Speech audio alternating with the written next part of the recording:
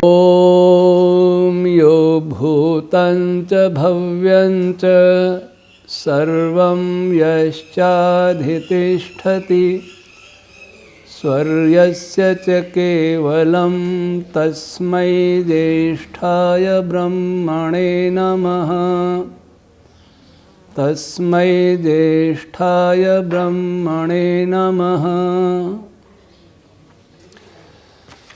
प्रिय श्रोतागण,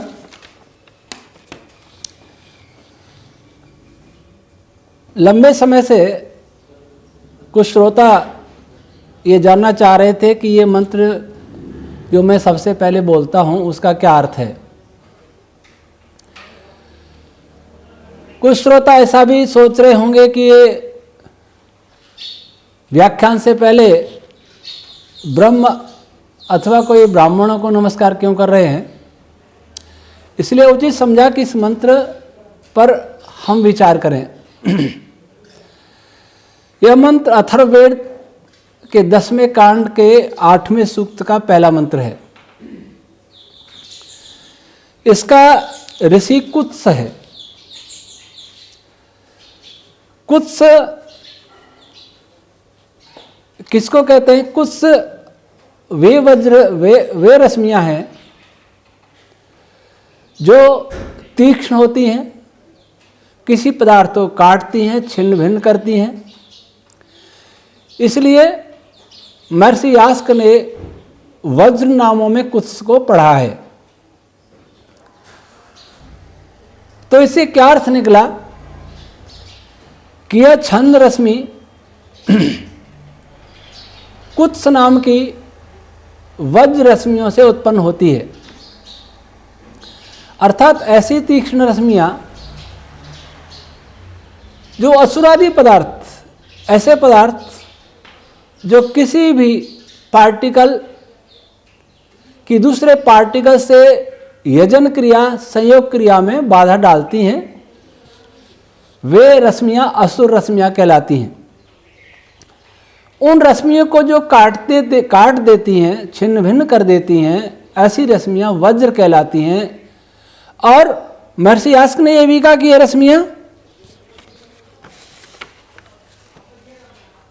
अनेक स्तोम अर्थात अनेक मंत्रों, अनेक छंद रश्मियों को उत्पन्न करती हैं। उनसे यह रश्मि उत्पन्न होती है। इसका देवता है आत्मा। आत्मा शब्द के भी अनेक अर्थ हैं। जहां जैसा प्रसंग आएगा वैसा हम अर्थ करते चलेंगे। आदि दैविक पक्ष में देखें तो यहां आत्मा का अर्थ होगा सूत्रात्म वायु,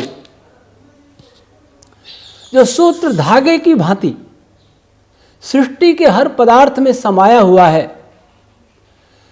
धागा जैसे कपड़े को सिलता है, वैसे जिसने संपूर्ण सृष्टि के सभी पदार्थों को सिला हुआ है, जो जाल की तरह संपूर्ण ब्रह्मांड को बुन रहा है, बुना हुआ है, बुनता है, उसको कहते हैं सूत्रात्म वायु। और इसका छंद है बृहति गायत्री। इसका छंद है विराट बृहति। तब इसका छंद और देवता का ये प्रभाव है कि इसके दैवत, इसके कारण सूत्रात्म वायु और बृहति रश्मियों के कॉम्बिनेशन से, संयोग से सृष्टि में पदार्थ के संघनन की प्रक्रिया तेज होती है। यह हुआ उसका दैवत और छांदस प्रभाव। जैसा कि मैं पहले कई बार ये संकेत कर चुका हूं कि किसी भी वेद मंत्र का जो स्वाभाविक अर्थ है वो आदि दैविक ही है। तो सबसे पहले हम इसका आदि दैविक अर्थ करेंगे। आदि दैविक अर्थ क्या होता है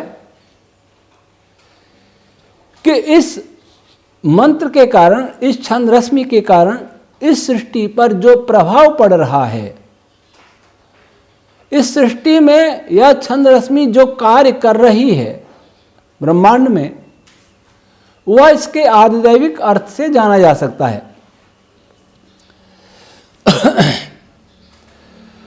तो यह भूतम च भव्यम च सर्वम च, जो सूत्रात्मक वायु, यह कौन है? जो इसका देवता है वह यह है, उसके विषय में बात की जा रही है। देवता उस पदार्थ का नाम है जो किसी रश्मि से सर्वाधिक प्रभावित होता है, सीधे प्रभावित होता है। तो वह सूत्रात्मक वायु, ध्यान रहे सूत्रात्मक वायु सबसे सूक्ष्म है प्राण रश्मियों में।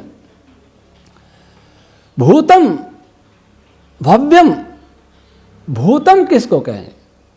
भूतम के दो अर्थ है, एक तो जो पैदा हो चुका है और एक भूतम वही परिमितम वही भूतम। महर्षि ऐत्रेय महिदास ऐत्रेय ब्राह्मण 4:6 में लिखते हैं परिमितम वही भूतम और अपरिमितम भव्यम। इस सृष्टि में दो प्रकार के पदार्थ, एक वो जिनकी कोई सीमा है और एक वे जिनकी कोई सीमा नहीं है। परमेश्वर की दृष्टि से किसी भी पदार्थ की कोई, परमेश्वर की दृष्टि से हर पदार्थ की सीमा है, लेकिन आत्माओं, जीवात्मा की दृष्टि से, चाहे वो जीवात्मा किसी भी स्तर पर पहुंच चुका हो, उसकी दृष्टि से कुछ पदार्थों की सीमा है, कुछ की नहीं है। तो किसी का निश्चित परिमाप है, किसी का नहीं है। तो ऐसे दो पदार्थ है।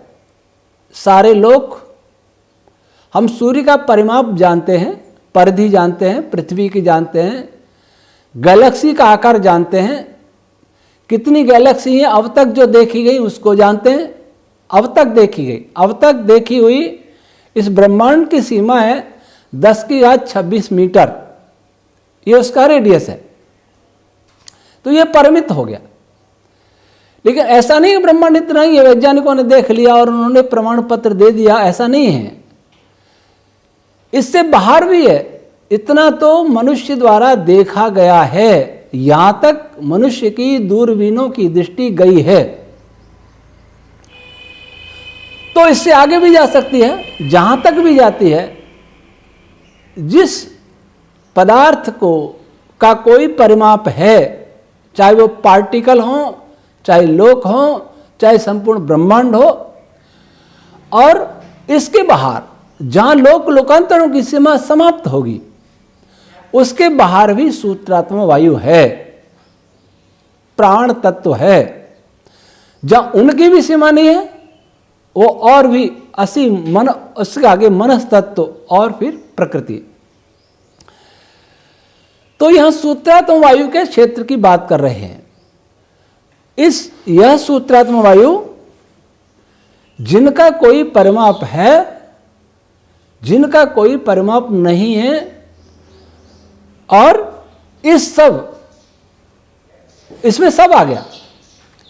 इस सब पर अधितिष्ठति, वह सूत्रात्मक वायु ऊपर उनके विराजमान है, ऊपर उन पर शासन करता है, उनको नियंत्रित करता है। इस सृष्टि में वैज्ञानिक 4 प्रकार के बल मानते हैं, मूल बल, और वैदिक विज्ञान 9 प्रकार के मूल बल मानता है। सभी बलों में सूत्रात्मक वायु रश्मियों की अनिवार्य भूमिका होती है। बिना सूत्रात्मक वायु के न तो स्पेस बन सकता है, न स्पेस कार्य कर सकता है। बिना सूत्रात्मक वायु के सृष्टि का कोई पदार्थ, पार्टिकल, वेव्स, कुछ भी नहीं बन सकता। और ये सूत्रात्मक वायु ही है जिसने पदार्थ को संघनित किया है, पदार्थ को धारण किया है, पदार्थ को संयोग वियोग की प्रक्रिया के लिए जो पदार्थ को प्रेरित करता है। तो इससे क्या अर्थ हुआ कि जो परिमित ब्रह्मांड है, और परिमित ब्रह्मांड में जो भी पदार्थ हैं, वर्तमान भाषा में मैटर, एनर्जी एंड स्पेस, क्योंकि इससे आगे वर्तमान विज्ञान जानता ही नहीं है और इनको भी बहुत कम जानता है, विशेषकर स्पेस को। इन तीनों और इसके बाहर भी जो प्राण तत्व है उन सब पर सूत्रात्म वायु शासन करता है। शासन बलवान कर सकता है, शासन नियंत्रण बल के द्वारा होता है और सभी बलों का जो मूल कारण है, मूल कारण तो मैं ईश्वर कहूंगा, लेकिन जड़ जगत में, प्राण जगत में, जड़ जगत में भी मनस्तत्व है, लेकिन प्राण जगत में सबसे मूल, सबसे प्रारंभिक पदार्थ है सूत्रात्म वायु। इसलिए कहा कि जो सूत्रात्म वायु इस परिमित जगत में, अपरिमित जगत में, संपूर्ण जगत में जो भी पदार्थ विद्यमान हैं उन सब पर शासन कर रहा है, उन सबको नियंत्रित कर रहा है, उन सब का अधिष्ठाता है।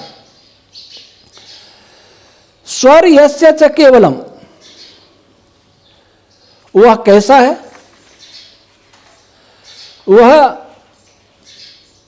सूत्रात्म वायु अमृत रूप है। महर्षि जैमिनी ने कहा यदा वै स्वर गच्छति यथा अमृतो भवति। वह सूत्रात्म वायु अमृत रूप है, अमृत अविनाशी। आप प्रश्न करेंगे कि सूत्रात्म वायु क्या अनादि और अविनाशी है? नहीं है। लेकिन यहां उस प्राण तत्व की बात की जा रही है, उस जगत की बात की जा रही है जहां प्राण तत्व है।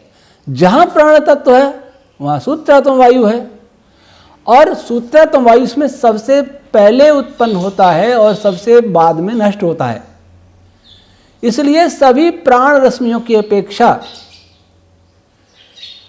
आकाश स्पेस की अपेक्षा, सभी मूल कणों की अपेक्षा, सभी विकिरणों की अपेक्षा वर्तमान भाषा के photon, elementary particle, space, strings, इन सब की अपेक्षा सूत्रात्म वायु अनादि है। मैं सापेक्ष बात कर रहा हूं। इन सब की अपेक्षा में सूत्रात्म वायु अविनाशी है। इसलिए यहां सूत्रात्म वायु इस प्रसंग में अमृत है और अमृत ही स्वः है। तो जिसका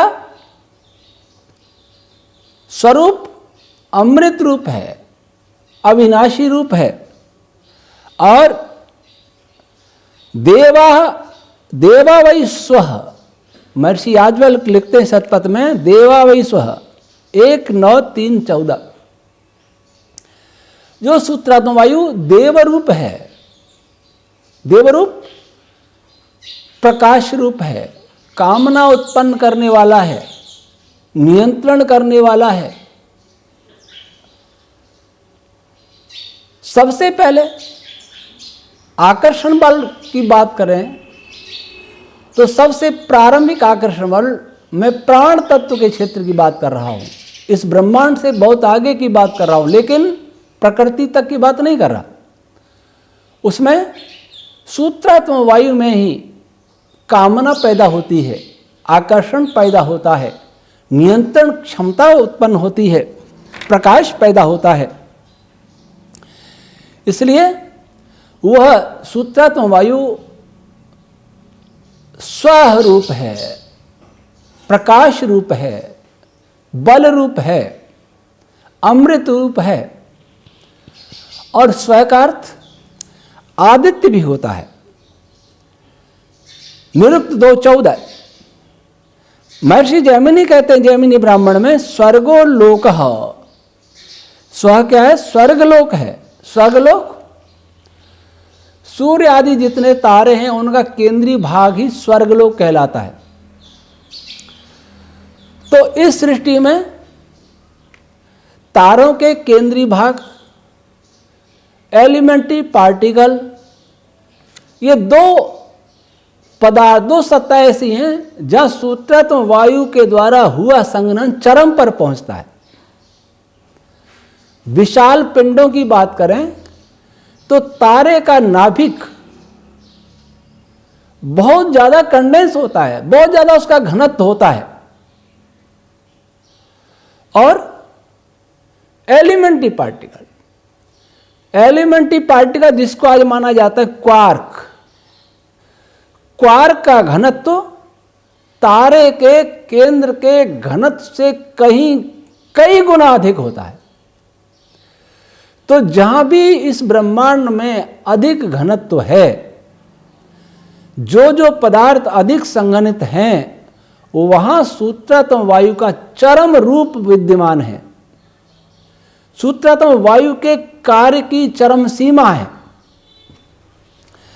तो आदित्य लोक जिस सूत्रात्म वायु का चरम रूप है, आदित्य लोक का केंद्रीय भाग और कण,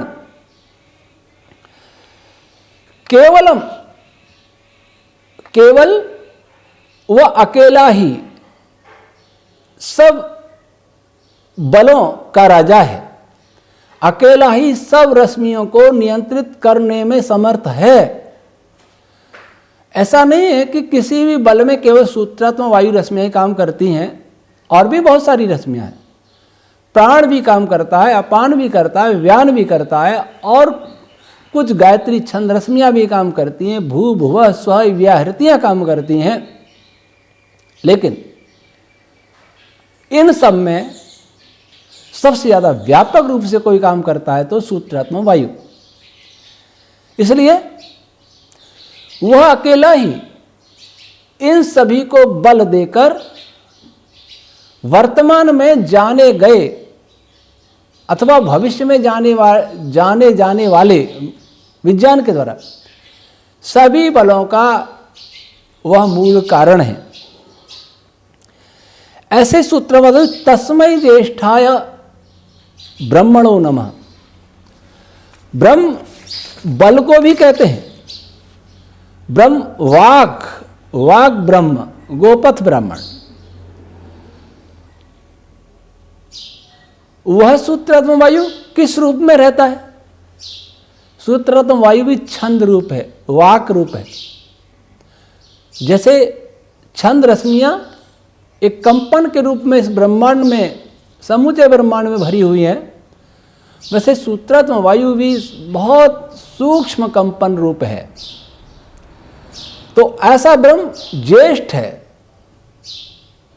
सर्वत्र है। कोई स्थान ऐसा नहीं जहां सूत्रात्म वायु नहीं है। सूत्रात्म वायु जहां नहीं है वह पदार्थ की सत्ता ही नहीं है। पदार्थ कौन सा पदार्थ? जिसको हम आज फिजिकल साइंस वाले जानते हैं अथवा उसकी कल्पना करते हैं, उसकी सत्ता वहां नहीं हो सकती जहां सूत्रात्मक वायु नहीं है। तो ऐसे सूत्रात्मक वायु नमः। नमः कई अर्थों में महर्षि यास्क ने ग्रहण किया है। अन्न नाम निघंटु, वज्र नाम यज्ञ नमः, यज्ञो वही नमः शतपथ ब्राह्मण। तो ऐसे और नमः का नमस्कार, झुकना, ये प्रचलित अर्थ है। इस सूत्रात्म वायु की ओर सभी रश्मियां इसको नमन करती हैं, इसको झुकती हैं।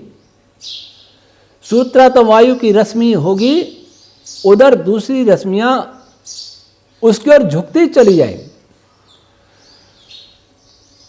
एक कण यह है और एक दूसरा कण यह है कि दोनों के मध्य जब आकर्षण बल काम करता है तो इसके बाहरी भाग में जो सूत्रात्म वायु की रश्मियां, शाखा प्रशाखा, और इस हाथ के अंदर से जो सूत्रात्म वायु की रश्मियां इस हाथ में के चारों, उसकी शाखा प्रशाखा, ये दोनों ही शाखा प्रशाखाएं दूसरे हाथ की शाखा प्रशाखा की ओर झुकती चली जाती हैं, आकर्षित होती चली जाती हैं। इसको यहां नमन कहा है। वज्र क्यों कहा है नमः? वज्र को नमः क्यों कहा? वज्र को नमः इसलिए कहा, वज्र क्या करता है? जो बाधक पदार्थ होते हैं, असुर आदि, उनको नष्ट करता है, मारता है, हटा देता है। ये सूत्रत्व वायु यद्यपि असुरादि पदार्थों को नष्ट करने के लिए अनेक प्रकार की रश्मियां अनेक स्तर पर काम करती हैं, लेकिन सूत्रत्व वायु के स्तर पर उन रश्मियों को नष्ट करने का कार्य सूत्रत्व वायु रश्मियों का ही होता है। इसलिए कहा तस्मै ज्येष्ठाय ब्रह्मणे नमः। वह सूत्रत्व वायु जो सबसे व्यापक है, सबसे श्रेष्ठ है, वह वज्र रूप है। यज्ञो वै नमः, वह यज्ञ रूप है। वही सभी संगतिकरण, सभी यजन क्रियाओं का कॉम्बिनेशंस का वह ही साधन है, अंतिम साधन है, अंतिम करण है। तो इस मंत्र का आज दैविक अर्थ हुआ कि जो सूत्रत्व वायु परमेश संसार, अपरमेश संसार, संपूर्ण संसार, जो भी पदार्थ उत्पन्न हुआ है उस सब पर सूत्रत्व वायु शासन करता है, शासन कर रहा है, अर्थात उनको नियंत्रित कर रहा है, उनके निर्माण में सहायक है, उनकी सभी क्रियाओं में सहायक है। और जो कामना रूप है, आकर्षण बल रूप है, और जिसका प्रखर रूप तारों के केंद्रीय भाग में दिखाई देता है, मूल कणों में दिखाई देता है, ऐसा सूत्रत्व वायु सबसे ज्येष्ठ है, सबसे अधिक व्यापक है। सबसे अधिक अर्थ वही प्राण के क्षेत्र में बात करूंगा। मनस्तत्व से अधिक व्यापक नहीं है सूत्रत्व वायु, प्रकृति तो और भी ज्यादा है, लेकिन यहाँ एक प्रसंग को देखते हुए वह सबसे ज्येष्ठ है, सबसे श्रेष्ठ है। वह वज्र रूप होकर के अनिष्ट रश्मियों को दूर करने वाला है और इष्ट रश्मियों का संगम कराने वाला है, और संगम करा के नाना पदार्थों का निर्माण करता है। ये इसका आदिदैविक अर्थ है। अब आदिदैविक के बाद हम आते हैं आध्यात्मिक अर्थ पर। इसका देवता है आत्मा। आत्मा परमात्मा को भी कहते हैं, जो सबके अंदर व्याप्त है वो आत्मा है। तो जो परमात्मा, जो परब्रह्म, भूतम च भव्यम च सर्वम, भूत भविष्य और वर्तमान, सब कालों में सबका अधिष्ठाता है। हम आज इस जन्म में हैं, इससे पहले अनेकों जन्म बीत गए और इस जन्म के बाद भी अनेकों जन्म बीतेंगे। ये प्रवाह अनादि है, ये प्रवाह अनंत है। गीता में कृष्ण भगवान ने क्या कहा? बहून वे व्यतीतानि कर्माण जन्मानि तव चार्जुन तान्यम वेद सर्वाणि नत्वम वेत्थ परंतप। हे अर्जुन, मेरे बहुत से जन्म हो गए और तेरे भी बहुत से जन्म हो गए, उसको तुम नहीं जानते, लेकिन मैं उन सब जन्मों को जानता हूं कि मैं क्या था पिछले बहुत सारे जन्मों में और तुम क्या थे पिछले बहुत सारे जन्मों में। तो ये प्रवाह अनादि चल रहा है। तो हम कहीं भी किसी भी योनि में थे, किसी भी लोक में थे, वहां भी परमात्मा अधिष्ठाता था, आज भी है और आगे भी रहेगा। कोई लोक हो, कोई बल हो, कोई एनर्जी हो, कोई भी पदार्थ हो, जड़ हो अथवा चेतन हो, सबका नियंत्रक परमात्मा है। यद्यपि जड़ जगत पूर्ण नियंत्रित है और चेतन जगत फल की दृष्टि से नियंत्रित है, कर्म की दृष्टि से नियंत्रित नहीं है। हम कर्म करने में स्वाधीन अवश्य हैं, लेकिन फल भोगने में हम ईश्वर के द्वारा ही नियंत्रित हैं, उसी के अधीन है।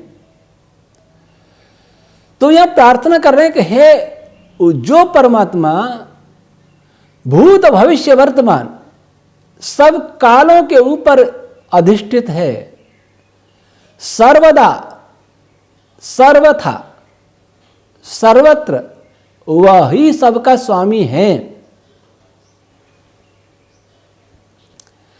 और जो परिमित और अपरिमित, या परिमित से तात्पर्य जिसका कोई परिमाप है, जैसा पहले कहा, लेकिन वह परिमाप ब्रह्मांड से बाहर जाएगा, मनस्तत्व तक भी। और अपरिमित प्रकृति, यद्यपि ईश्वर की दृष्टि से वह भी परिमित है, उन दोनों के ऊपर अधिष्ठित है, उन दोनों को नियंत्रित करने वाला उनका नियंता है, जो सभी लोकों, सभी कणों, सभी बलों, सभी ऊर्जाओं, सभी प्राणियों, इन सब का नियंता है, जो प्रकृति रूपी मूल पदार्थ उसका भी नियंता है, और उसको नियंत्रित करके ही उस प्रकृति से सृष्टि का निर्माण किया करता है। स्वः यस्य च केवलम, जिसका सुख स्वरूप कैसा है, जो सुख स्वरूप है, जो प्रकाश स्वरूप है, जो आनंद स्वरूप है, जो बल और शक्ति स्वरूप है, आत्मदा बलदा यस्य विश्व उपासते, जो बल स्वरूप है और केवल असहाय, असहाय और बिना किसी सहायता के संपूर्ण सृष्टि का निर्माण करता है, संपूर्ण सृष्टि का संचालन करता है, संपूर्ण सृष्टि का संहार भी करता है, पालन भी करता है, उस ऐसे ज्येष्ठ ब्रह्म को नमस्कार हो। उससे ज्येष्ठ कोई नहीं, उसके समान भी कोई नहीं। हम मनुष्य इस पृथ्वी का सबसे बुद्धिमान प्राणी है, और मनुष्य जैसा ही मनुष्य जैसे ही अनेक प्राणी अनेक लोकों में है। मनुष्य दो हाथ दो पैर वाले प्राणी का नाम नहीं है, मनुष्य नाम है उस प्राणी का जो मनन करके, सोच विचार करके, सत्य सत्य को विचार करके कार्य करने में सक्षम होता है, वह मनुष्य कहलाता है। तो ऐसे प्राणी जहां भी, जिस भी लोक में रहते हों, वे सभी मनुष्य हैं। तो उन सबसे अधिक वो ज्येष्ठ है। उन सब में भी वो अंदर व्यापक है। आत्मनितिष्ठन यस्यात्मा शरीरम, जो हमारे आत्मा के अंदर व्यापक है, हमारा आत्मा उसका शरीर है। इस ब्रह्मांड के मूल कारण प्रकृति के अंदर भी और बाहर भी है। ऐसे परमात्मा को नमस्कार, अर्थात उस परमात्मा से बढ़कर इस संपूर्ण सृष्टि में कोई भी उपास्य नहीं है, कोई भी पूजनीय नहीं है, और हम सब मनुष्यों को उस परमात्मा की उपासना करनी चाहिए। तो जहां आध्यविक अर्थ में सूत्रात्म वायु को सबसे श्रेष्ठ कह के उसकी प्रशंसा की गई है, वहां यहाँ आत्मरूप परमात्मा, आत्मरूप अर्थात सबके अंदर व्याप्त परमात्मा की उपासना की चर्चा की है, और इसकी व्यापकता उस सूत्रात्म वायु की व्यापकता से भी बहुत आगे की, बहुत अधिक है। तो इस मंत्र में प्रवचन से पहले जो तीनों कालों में, और काल जो है, काल तत्व, उस काल चक्र का भी वही स्वामी है, वही नियंत्रक है। तो ऐसे परमात्मा को स्मरण करके हम अपने प्रवचन का प्रारंभ करते हैं, जिससे बड़ा कोई नहीं, जिसके समान भी कोई नहीं। अब पहला अर्थ था आदि भौतिक, आदि दैविक, कि इस मंत्र का, इस ऋचा का, इस छंद रश्मि का इस सृष्टि पर क्या प्रभाव पड़ता है, वो आदि दैविक अर्थ बताता है। और क्योंकि मंत्र की उत्पत्ति, छंद रश्मि की उत्पत्ति भी परमात्मा से होती है, परमात्मा द्वारा मनस तत्व में उत्पन्न कंपनों से होती है, कंपनों के रूप में होती है। उस परमात्मा की स्तुति है दूसरे मंत्र में, इस मंत्र में आदि आध्यात्मिक अर्थ में, और आदि भौतिक अर्थ ये बताता है कि हम इस मंत्र से क्या सीखते हैं, लोक व्यवहार में यह मंत्र क्या काम आता है। पहले तो हमें यह समझ लेना चाहिए कि लोक व्यवहार कहां से सीखा हमने। लोक व्यवहार हम सृष्टि से ही सीखते हैं। अगर जीवात्माओं को बिना शरीर दिए स्वतंत्र कर दिया जाए, कोई साधन नहीं हो, जगत भी नहीं हो, तो वह क्या लोक व्यवहार करेगी। इसलिए तो वेद मंत्र कहता है विष्णु कर्माणि पश्यत यतो व्रतानि पश्पशे। विष्णु रूप परमात्मा के कर्मों को देखो, उससे कर्म करना, व्यवहार करना सीखो, व्रतों का पालन करना सीखो। तो जगत में हमने सूत्रात्म वायु के कर्मों को देखा इस मंत्र के माध्यम से। सूत्रात्म वायु कैसे कार्य कर रहा है, कैसे सृष्टि कर रहा है, वह भी हमने देखा और समझा। वैसे हम भी करें, जोड़ने वाले बने, प्रकाश देने वाले भी बने। परमात्मा जैसे सृष्टि का पालन कर रहा है, निर्माण कर रहा है, वैसे भी हम अपने सत्कर्मों के द्वारा श्रेष्ठ कर्मों को करने वाले बने, दूसरे प्राणियों का, सभी का पालन करने वाले बने, हित करने वाले बने। और यहां आत्मा का अर्थ, यहां न तो सूत्रात्म वायु है और न परमात्मा है। फिर आत्मा का अर्थ क्या है। कौशिक की ब्राह्मण गोपत ब्राह्मण कहते हैं आत्मा यजमानः, यजनशील मनुष्य। यजनशील के अर्थ में भी आत्मा का प्रयोग है। और आत्मा वही पुरुष, पुरुष को भी आत्मा कहते हैं। हमारे में तो अंदर आत्मा है, एक आत्मा परमात्मा है, एक आत्मा सूत्रात्मा वायु है आध्यात्मिक अर्थ में, और हम हमारे अर्थ में आदि भौतिक अर्थ में या आत्मा का अर्थ वही आत्मा है जिसको हम जानते हैं और मानते हैं कि हम आत्म रूप हैं। तो उस अर्थ में लेंगे कि जो आत्मा, जो पुरुष वेद विद्या का ज्ञाता, चाहे वो आचार्य है अथवा राजा है, भूतम च भव्यं च सर्वम च, अपने राष्ट्र में रहने वाले सभी वर्तमान नागरिकों और आने वाले नागरिकों अर्थात उनकी पीढ़ी, दोनों पर जो शासन कर रहा है, दोनों को जो प्रभावित करता है। राजा कैसे प्रभावित करता है दोनों को। किसी भी राज व्यवस्था से न केवल वर्तमान पीढ़ी प्रभावित होती है बल्कि भावी पीढ़ी भी प्रभावित होती है।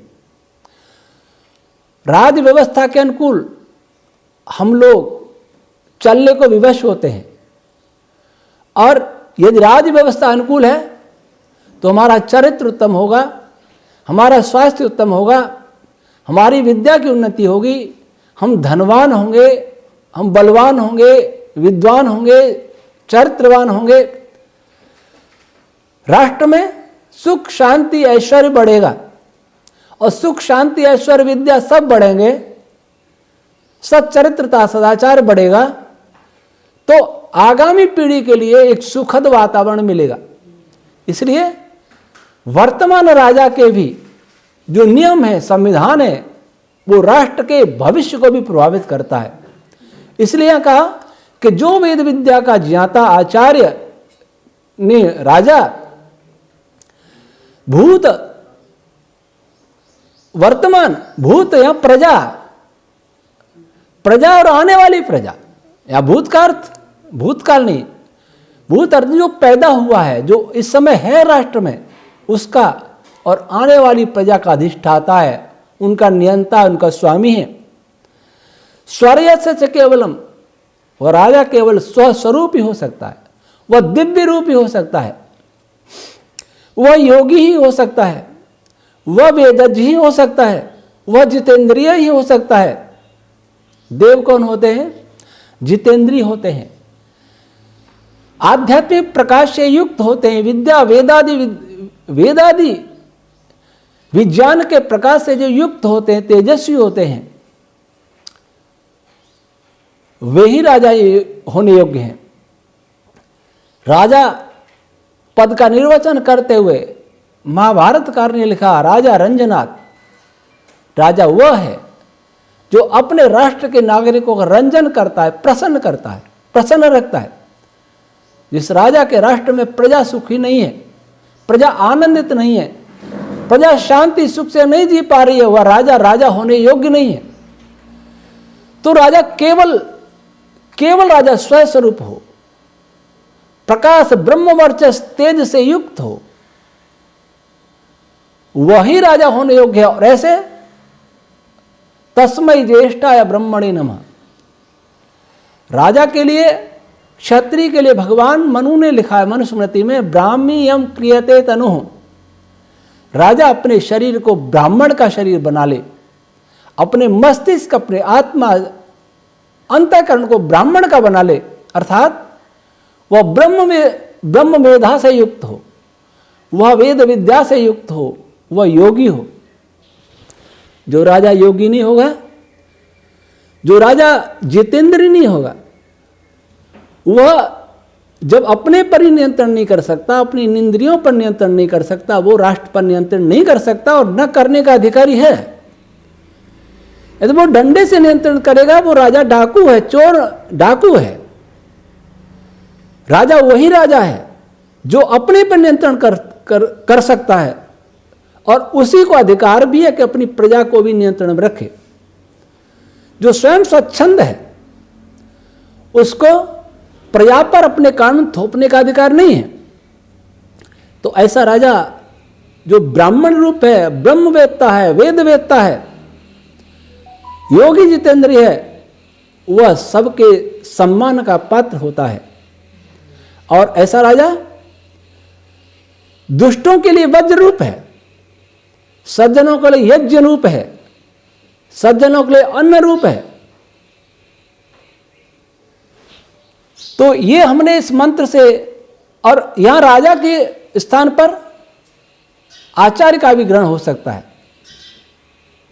कि जो पुरुष वेदवेत्ता, विद्वान, आचार्य, भूत अर्थात समस्त प्रजा, अपने शिष्यों, प्रशिष्यों और उनकी संतानों, सबको, सबके ऊपर अधिष्ठित है अपने ज्ञान के द्वारा, अपने चरित्र के द्वारा, हमारे अपने विज्ञान के द्वारा।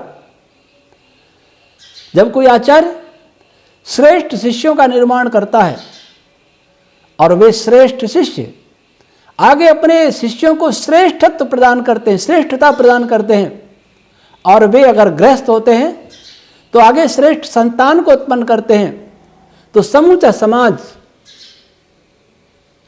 विद्या से, सुख से, धन से, ऐश्वर्य से युक्त होता है और समाज राष्ट्र को सुखी करता है।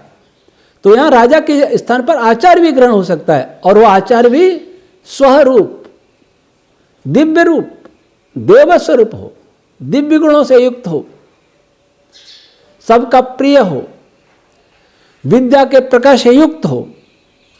ऐसा विद्वान आचार्य महान होता है। ब्रह्मवेत्ता आचार्य का सबको सम्मान करना चाहिए। जिस राष्ट्र में विद्वान आचार्यों का, योगियों का, जितेंद्रिय पुरुषों का सम्मान नहीं होता, वो समाज नष्ट हो जाता है, वो राष्ट्र नष्ट हो जाता है। तो इस मंत्र से हमें प्रेरणा मिलती है कि हम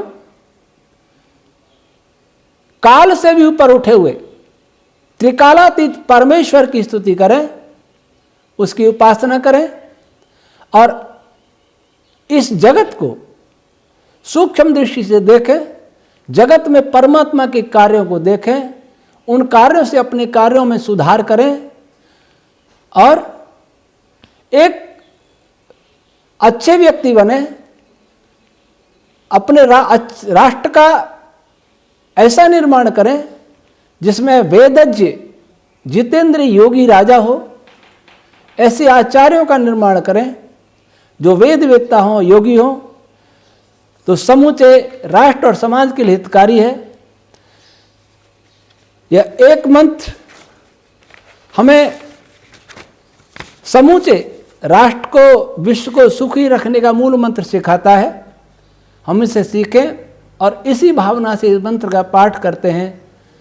हम सबको ईश्वर ऐसी सद्बुद्धि दे कि हम प्रत्येक मंत्रों के अर्थों को गहराई से सीखने में सक्षम हो सकें। ओम शम।